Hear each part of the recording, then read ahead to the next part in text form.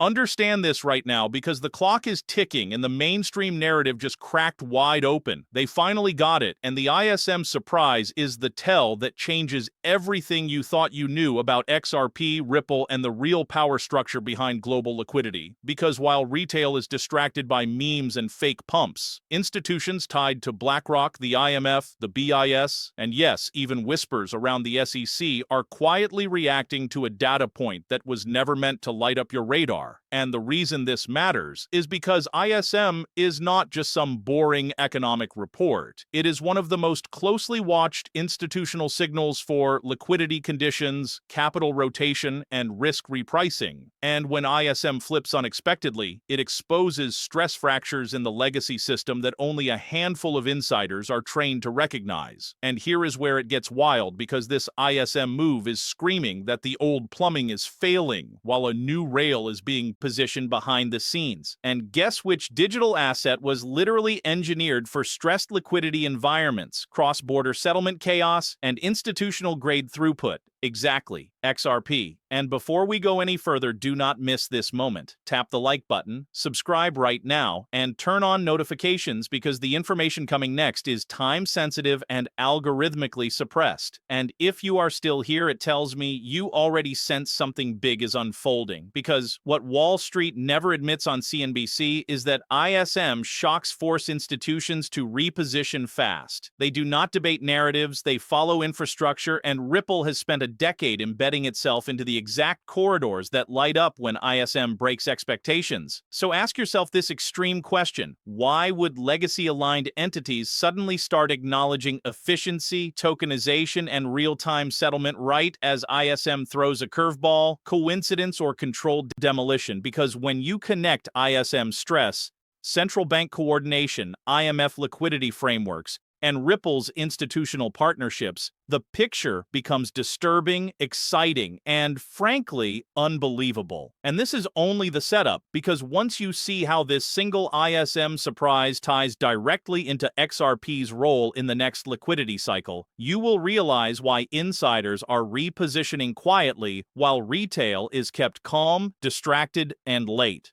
Here is where the authority kicks in and the numbers expose the lie, because ISM is not vibes or opinions. It is one of the most institutionally weaponized datasets on the planet, fed directly into models used by hedge funds, sovereign desks, and asset managers tied to names like BlackRock, Vanguard, and State Street. And when the latest ISM print deviated from expectations the way it did, it sent a silent alert through those systems that liquidity assumptions were wrong, supply chains were mispriced, and risk had to be reevaluated immediately. And this is critical because every single time ISM rolls over or snaps unexpectedly, capital does not flee randomly. It rotates into systems that can handle friction, settlement speed, and counterparty risk. And that is why the IMF, BIS, and World Economic Forum have been obsessively publishing papers about tokenized liquidity, interoperable ledgers, and instant settlement rails while pretending it is all theoretical, but behind closed doors it is already operational. And Ripple's on-demand liquidity corridors are not experimental toys. They are live stress-tested mechanisms designed for exactly the kind of economic dislocation ISM just signaled.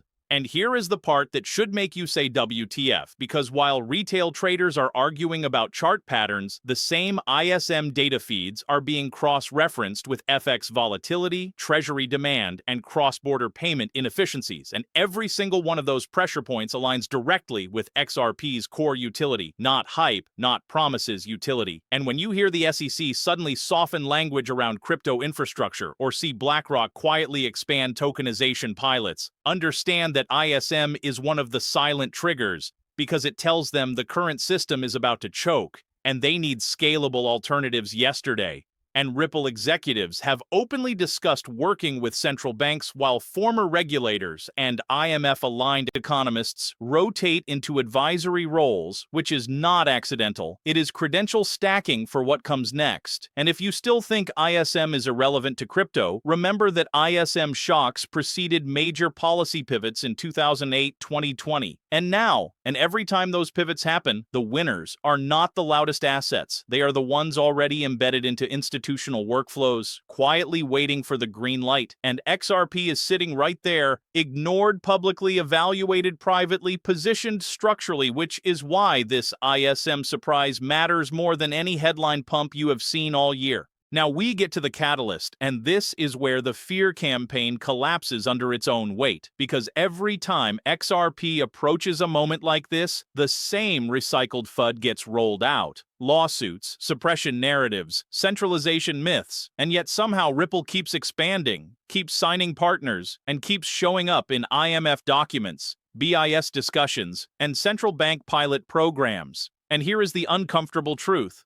FUD is not designed to convince institutions. It is designed to delay retail while positioning is finalized. And the ISM shock just accelerated that timeline, because when economic data signals stress, institutions do not wait for clarity. They move to resilience. And resilience means systems that can clear value instantly without trapped liquidity, and that is exactly what Ripple built while everyone else chased narratives. And this is where the catalyst ignites, because ISM surprises force policymakers to justify intervention. Intervention requires coordination. Coordination requires rails, and rails require a neutral bridge asset. And that is why the IMF keeps talking about SDR modernization, why the BIS keeps studying cross-border interoperability, and why Ripple is always in the room even when XRP is not mentioned by name. And if you think the SEC case was about investor protection, ask yourself why former regulators now sit on crypto advisory boards and why enforcement suddenly shifts tone when infrastructure is needed. Because the real fight was never about killing XRP, it was about controlling the on-ramp timing. And the moment ISM flashes system stress, the calculus changes, because slowing innovation becomes more dangerous than allowing it. And this is where the final layer of FUD defense kicks in, because the idea that XRP cannot move due to suppression ignores history. Suppressed assets snap violently when the pressure releases, and every macro catalyst that forces liquidity repricing increases the odds of that snap. And the ISM surprise is not a one-off, it is a warning shot, and warning shots precede pivots. Pivots precede policy, and policy precedes price. And the people who understand that sequence are never the ones screaming on social media. They are the ones positioning quietly while the narrative still sounds safe.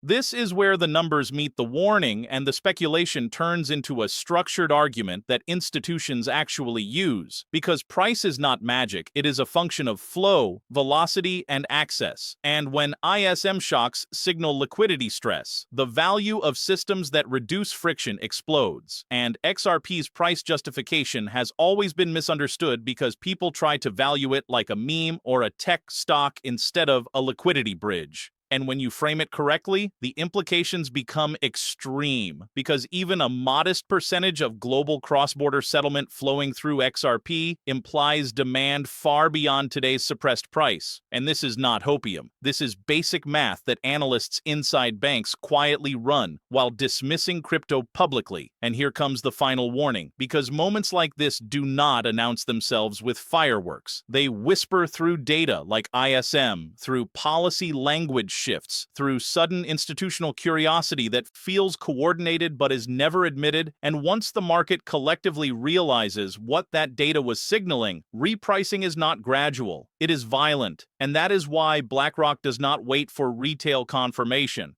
why the IMF prepares frameworks years in advance, and why Ripple keeps its head down and builds. Because when the switch flips, there is no press conference.